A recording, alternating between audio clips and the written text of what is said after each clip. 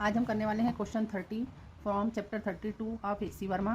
Question is find the equivalent resistance of the network shown in figure between the points A and B. ये है ए और B point, इनके बीच का आपको equivalent resistance बताना है। अगर यहाँ पर तीन रेजिस्टेंस जो इक्वल वैल्यू के हैं आर, जो इस तरह से कनेक्टेड है, जिनके बीच यहाँ पर एक प्लेन वायर से भी ये कनेक्टेड है, तो इसको देख लेते हैं कैसे करना है।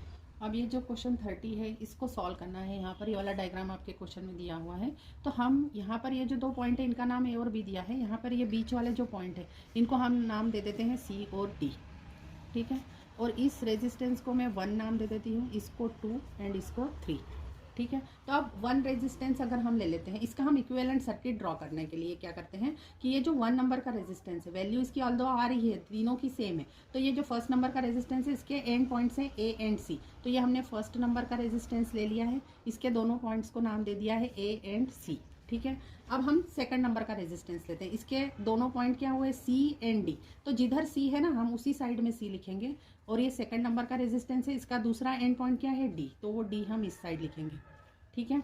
अब थर्ड रेजिस्टेंस देखते हैं।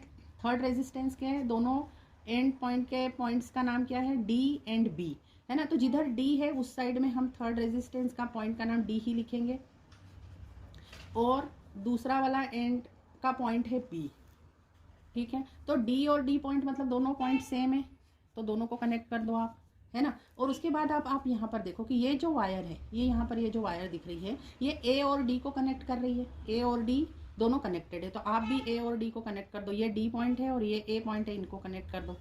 अब यहाँ पर देखिए कि सी और सी दोनों पॉइंट तो सेम ही है, सी ही नाम है, तो इन दोनों को तो हम कनेक्ट कर ही सकते हैं। उसके बाद देखिए कि बी और सी को ये वाली वायर कनेक्ट कर रही है, तो सी और बी इन दोनों पॉइंट्स को भी हम कनेक्ट कर देते हैं। तो इस तरह से आपने देखा कि 1, 2 और 3 जो रेजिस्टेंस इस टाइप से कनेक्टेड है, तो एक्चुअली ये तीनों एक दूसरे के पैरेलल में है। मतलब ये वाला पॉइंट आपका ए है और ये वाला पॉइंट आपका बी है, ठीक है। ये सी और डी तो आपने बीच में अपने कन्वीनियंस के लिए बनाए थे, लेकिन एक्चुअली जो फिगर में पॉइंट दिए हैं वही पॉइंट आप लिखेंगे ए और डी। तो और ये तीनों रेजिस्टेंस एक दूसरे से पैरेलल में लगे हैं। अब पैरेलल का फॉर्मूला आपको पता है, 1/Rp = 1/R1 + 1/R2 + 1/R3, लेकिन यहाँ पर रेजिस्टेंस की वैल्यू तीनों केस में आर ही है, तो ये हो जाएगा 1/R = 1/R, that is the equivalent resistance of these 3 resistances. तो ये हो जाएगा इक्वल टू हो जाएगा 1/r + 1/r + 1/r।